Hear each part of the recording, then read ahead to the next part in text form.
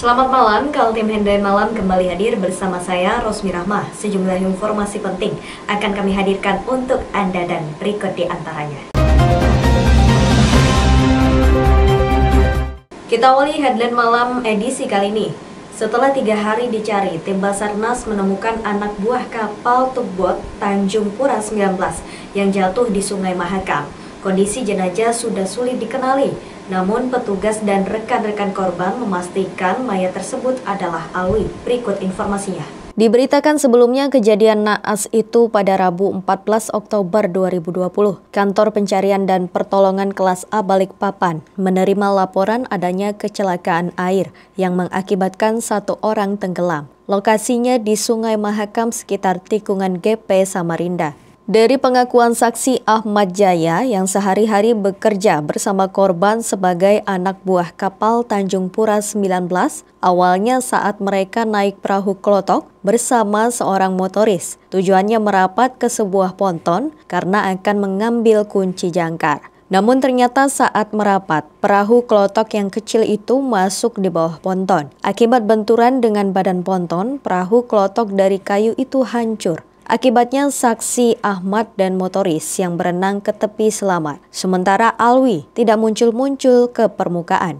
Tim Basarnas gabungan kemudian melakukan pencarian dan baru ditemukan pada Sabtu 17 Oktober. Baik, diinformasikan perkembangan terbaru operasi SAR laka kapal di perairan tikungan GP Mahkota 2 Samarinda. Pada pukul 08.00, unsur gabungan terima informasi bahwa telah ditemukan sesosok jenazah di perairan Anggara sejauh sekitar 20,29 km atau 10,59 nautical mile dari LKP. Terjadinya laka kapal melibatkan ABK Tugboat Tanjung Pura 19. Pada pukul 10.30, korban berhasil dievakuasi oleh unsur gabungan yang terdiri dari Basarnas, TNI dan Polri dan juga relawan. Dan untuk kemudian korban dibawa ke rumah sakit Awesarani guna identifikasi oleh tim Nafis, dikarenakan kondisi korban pada ditemukan tidak utuh atau tidak dapat dikenali secara pasti. Diperlukan identifikasi awal dan juga teliti lagi oleh pihak Nafis. Korban dibawa ke rumah sakit Awasari dengan tujuan divisum dan kemudian diidentifikasi, dibantu oleh pihak kerabat dan pihak keluarga. Pada pukul 11.46 dapat dipastikan dari tim Nafis dan juga dari pihak keluarga korban bahwa korban adalah Alwi, laki-laki 25 tahun, warga Jeniponto, yang merupakan ABK yang sempat hilang 4 hari lalu akibat laka air di perairan Sungai Mahakam, tepatnya di dekat Tigo GP Mahkota 2. Dengan ditemukan korban, proses dinyatakan dihentikan dan seluruh gabungan dikembalikan ke satu masing-masing. Sekian. Mayat Alwi ditemukan sejauh lebih 20 km dari tempatnya terjatuh di tikungan perairan GP Sungai Mahakam. Tim Kaltim TV melaporkan.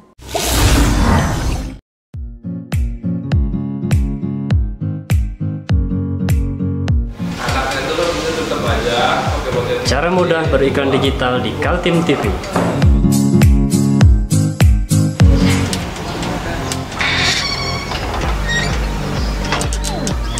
Yang pertama, jadilah sahabat Kaltim TV.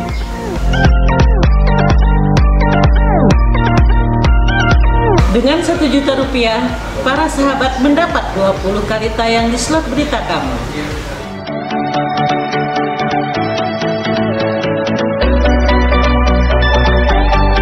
Dengan 20 detik dapat menjangkau 20.000 penonton.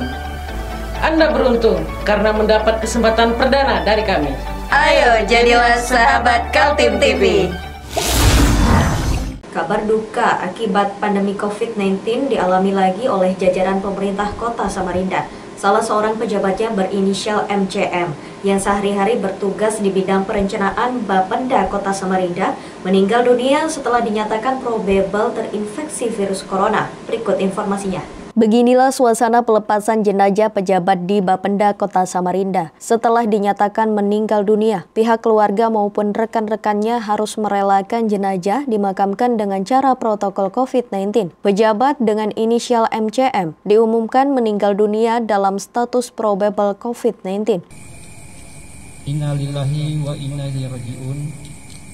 Kabar duka untuk pemerintah Kota Samarinda, khususnya Badan Pendapatan Daerah Kota Samarinda, telah kehilangan abdi negara telah berpulang ke rahmatullah, sahabat, teman, rekan kerja kita bersama, yaitu Bapak Haji Muhammad Khalid Mahbud bin Ahmad Fauji, hari Jumat pukul 12.30 WITA, ba'da sholat Jumat di Samarinda. Almarhum lahir di kota Pekalongan tanggal 1 Februari 1972, tepatnya 48 tahun 8 bulan lalu, dengan meninggalkan istri bernama Hajah Agustina dan seorang anak bernama Ardila. Semasa hidupnya beliau mengabdikan diri ke pemerintah kota Samarinda, dimulai satu dari dinas pasar, yang kedua di bagian perlengkapan sekretariat kota, ketiga di PDE sekretariat kota Samarinda, keempat di LPSE kota Samarinda, kelima di Diskominfo, keenam kasih di Badan Pendapatan Kota Samarinda, 7 kepala bidang perencanaan di Badan Pendapatan. Pejabat yang bekerja di Bapenda Kota Samarinda masuk rumah sakit sejak 15 Oktober lalu. Hasil diagnosa ditemukan ada pneumonia dan hematemesis masif. Kondisinya kemudian memburuk sampai meninggal dunia pukul 12.05 waktu Indonesia Tengah tanggal 16 Oktober. Bagi pemerintah Kota Samarinda, suasana duka ini bukan pertama kalinya. Bulan Juli lalu, seorang staf sekretariat Kota Samarinda perempuan berusia 46 tahun juga dimakamkan dengan protokol kesehatan. Kemudian Lurah Mugirejo Sumadi, 55 tahun, yang juga dikubur dengan protokol COVID-19 di pemakaman khusus Rayu Tanah Merah. Catatan dari Tim Penanganan COVID-19 Kota Samarinda sampai 16 Oktober 2020, sudah 215 jenazah yang dimakamkan dengan protokol COVID-19. Tim Kaltim TV melaporkan.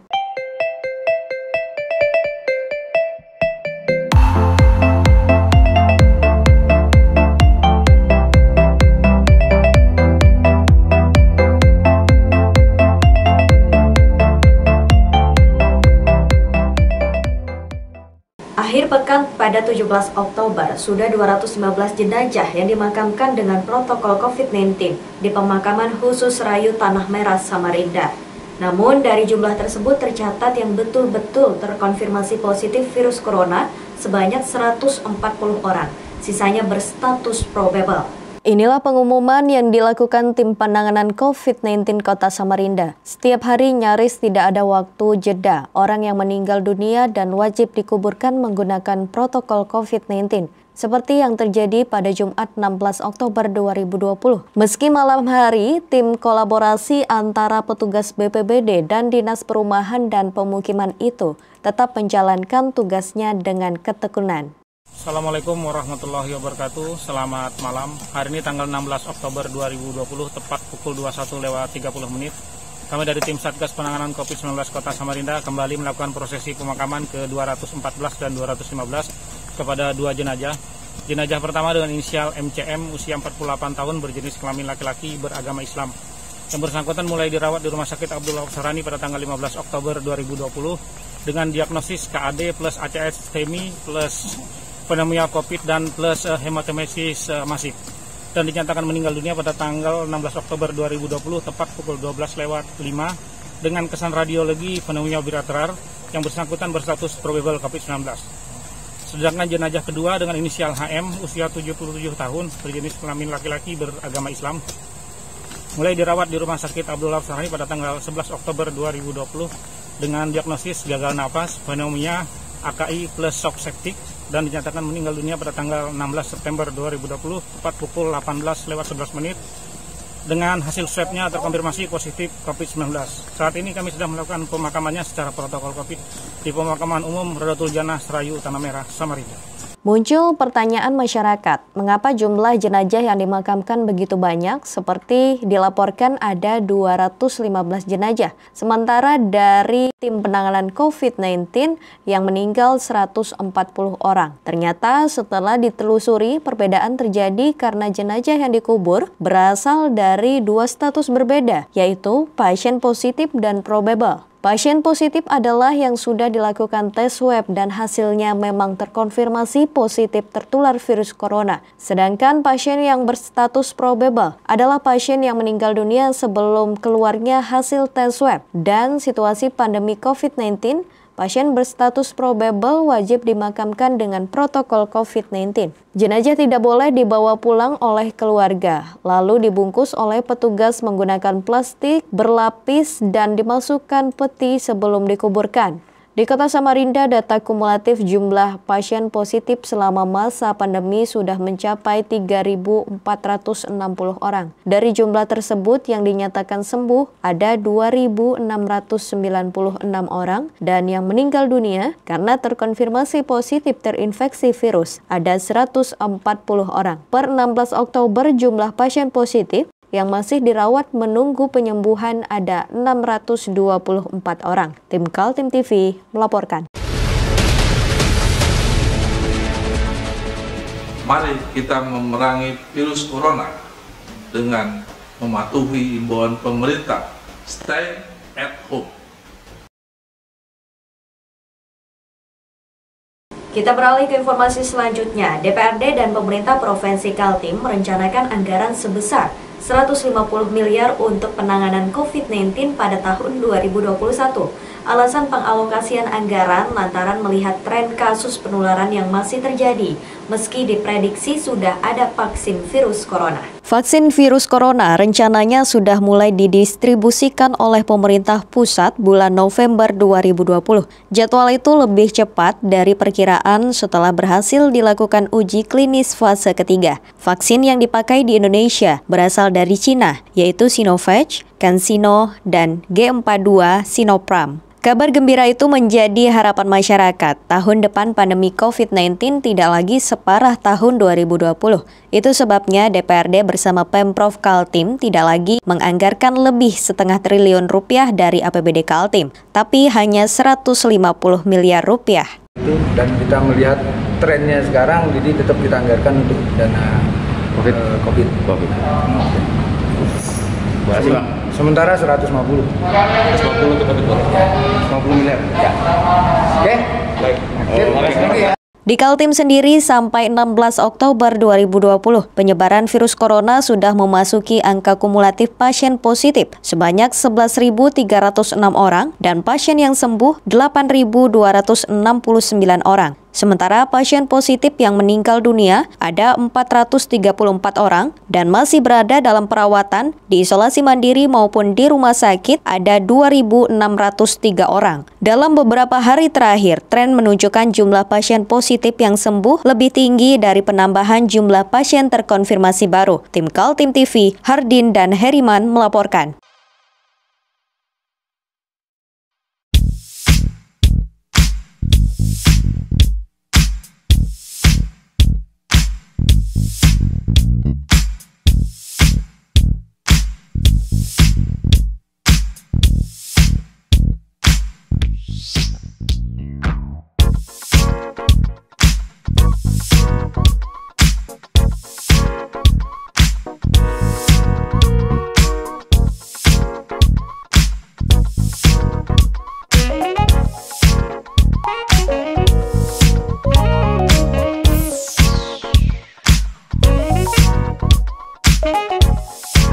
Usulan pemerintah Provinsi Kaltim mengenai APBD tahun 2021 sebesar 9,02 triliun ternyata belum jelas perhitungannya. Sebab dari sisi rencana pendapatan yang bersumber dari pendapatan asli daerah maupun transfer pusat, totalnya hanya 8,27 triliun. Pemprov dan DPRD Kaltim masih mengutak-atik usulan anggaran APBD tahun 2021. Semula diusulkan oleh Bapeda Kaltim sebesar 9,2 triliun. Ternyata setelah dilakukan penyisiran sektor pendapatan hanya menjadi 8,27 triliun. Sebelumnya 3 sumber pendapatan tahun 2021 diprediksi lebih 9 triliun. Berasal dari pendapatan asli daerah 4,8 triliun, dari transfer pemerintah pusat 4,1 triliun, dan pendapatan daerah lain yang sah 12,7 miliar. Kondisi APBD Kaltim tahun 2021 itu terungkap dalam rapat Badan Anggaran Pemerintah dengan DPRD di gedung DPRD Kaltim. Kita mencari sumber-sumber pendapatan untuk bagaimana juga mengimbangkan dengan belanja yang akan kita alokasikan di perubahan. Nah, intinya itulah. Ya. Berapa nilainya? Kan kita rencana awal 9,02, tapi kita kehilangan sekitar 864 miliar, sehingga tersisa 8,27. Nah, ini yang kita cari peluang-peluang pendapatan, sumber-sumber pendapatan lainnya lagi. Ya. Semakin dropnya sumber pendapatan dalam APBD Kaltim dipengaruhi masa pandemi COVID-19 yang membuat berbagai sektor pertumbuhan ekonomi melemah. Pandemi yang berlangsung sepanjang tahun 2020 membuat APBD tahun ini terkoreksi hingga tersisa 10,8 triliun atau meleset dari yang ditetapkan dalam Perda APBD tahun 2020 sebesar 11,2 triliun. Tim Kaltim TV, Hardin dan Heriman melaporkan.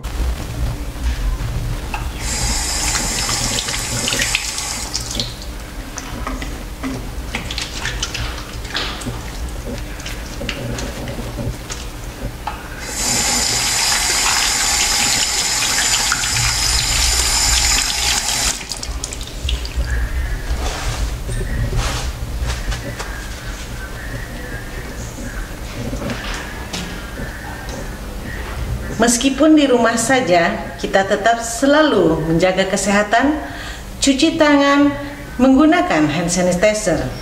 Ingat, mulailah dari diri sendiri. Komisi Pemilihan Umum Kota Balikpapan menggelar sosialisasi surat suara dan pendataan petugas KPPS. Bertempat di ballroom salah satu hotel di Jalan Eri Suparjan, Balikpapan Kota, Komisi Pemilihan Umum Kota Balikpapan menggelar sosialisasi surat suara dan pengecekan kesiapan anggota KPPS di setiap kelurahan. Dalam sosialisasi surat suara dan kesiapan petugas KPPS dihadiri oleh Ketua PPK, dalam hal ini sejumlah petugas KPPS masih belum mencapai target lantaran terhalang oleh batasan umur dan harus mengikuti tes cepat atau rapid test. Hal inilah yang membuat sejumlah PPK belum bisa memenuhi petugas KPPS di setiap TPS hingga batas akhir pendaftaran, sehingga KPU memperpanjang masa waktu pendaftaran untuk petugas KPPS. Ya, nah masalahnya adalah ada beberapa TPS seperti di Kelurahan Perapatan di Gunung Dub itu, di mana ada 7 TPS itu memang rata-rata warganya di sana itu rata-rata berusia di atas 50. Nah, ini kan nanti akan kita jadikan solusi karena itu masuk komplek Pertamina. Kita akan koordinasikan nanti bagaimana jalan keluarnya karena KPU mempunyai solusi sesungguhnya dalam hal tidak terpenuhi jumlah KPPS di satu tempat. KPU bisa bekerjasama dengan lembaga pendidikan atau lembaga profesi. Nah, yang jadi masalah ketika kita bekerjasama dengan lembaga pendidikan atau lembaga profesi, ini mekanismenya masuk di komplek itu bagaimana? Bisa diterima atau enggak? Ya kan? Karena di sana protokol COVID-nya ketat sekali. Keluar masuk warganya itu gitu. Dengan perpanjangan pendaftaran KPPS KPU Kota Balikpapan, optimis petugas KPPS di semua kelurahan akan bisa terpenuhi. Dari Balikpapan, Muhammad Idris, tim Kaltim TV.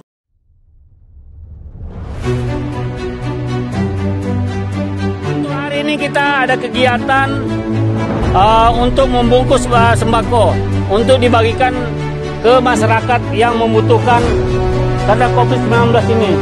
Semoga kita sukses semua. Amin. Harus kerjasama yang bagus. Pancasila! Amin. Pancasila! Amin. Pancasila! Amin. Merdeka! Merdeka!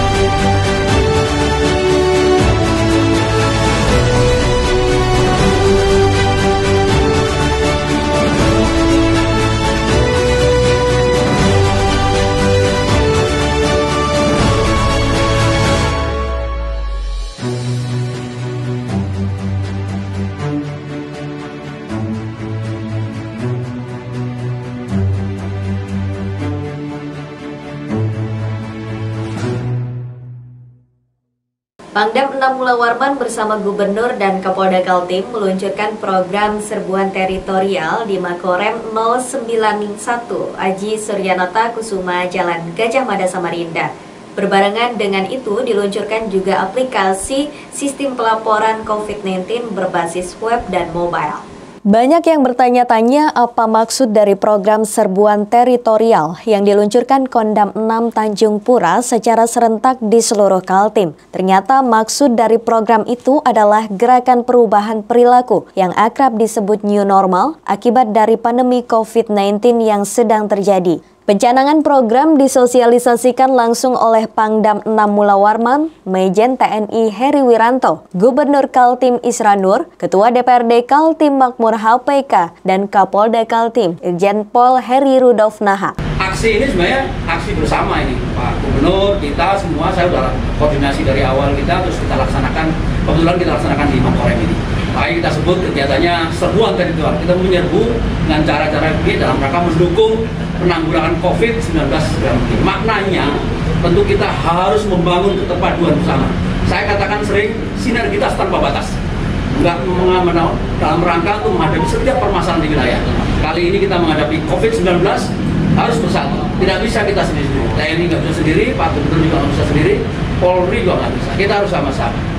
Itu yang pertama yang kita laksanakan. Selain mengajak masyarakat mengubah perilaku dalam melawan COVID-19, pada acara serempak sekaltim itu juga dibagikan 15.000 paket sembako dan 100.000 masker. Kemudian diluncurkan pula aplikasi sistem pelaporan terpadu atau Combined Reporting System berbasis web dan mobile. Aplikasi itu sebagai upaya pendisiplinan protokol kesehatan oleh jajaran Kodam 6 Mula Warman. Ada namanya aplikasi monitoring perubahan perilaku. Di sini nanti para petugas COVID itu akan memfoto, melihat apabila ada pelanggaran-pelanggaran protokol kesehatan. Itu semua akan lihat bagaimana kepatuhan masyarakat terhadap COVID. Oh, contohnya misalnya di Samarinda memang dinilai saat ini perlu lagi disosialisasikan lagi, perlu disadarkan lagi agar masyarakat mau pakai masker, mau mencuci tangan dan mau menghindari kerumunan. Tim Kaltim TV, Hardin melaporkan.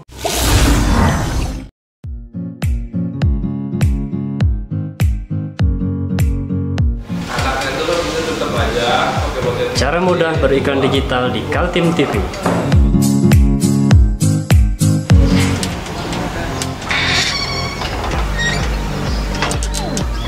Yang pertama, jadilah sahabat Kaltim TV.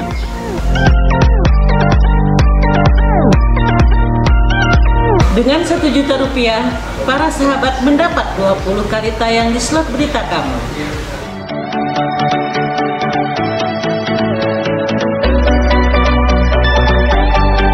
Dengan 20 detik dapat menjangkau 20.000 penonton. Anda beruntung karena mendapat kesempatan perdana dari kami.